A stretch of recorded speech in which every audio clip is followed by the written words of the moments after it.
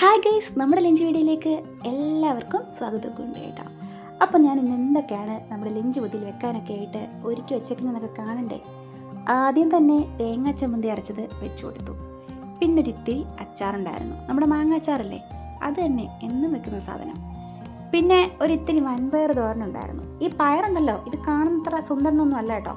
എനിക്കിതിനെപ്പറ്റി പറ്റി പറയാനൊക്കെ ഉണ്ട്, സ്പെഷ്യലൊക്കെ പറഞ്ഞ് കഴിയട്ടെ, പിന്നെ പറയാം. പിന്നെ ഒരിച്ചിരി പുളിശ്ശേരി ഉണ്ടായിരുന്നു.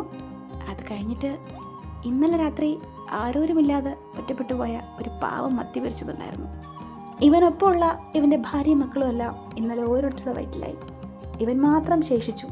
പിറ്റേന്ന് രാവിലെ പുതിയ കറികളെയൊക്കെ കണ്ടപ്പോൾ ആർക്കും ഇവനെ വേണ്ട, തള്ളിക്കളഞ്ഞിരിക്കുകയായിരുന്നു ഒരു പാത്രത്തിൽ അടച്ച് അടുക്കളയുടെ ഒരു മൂലയ്ക്ക്.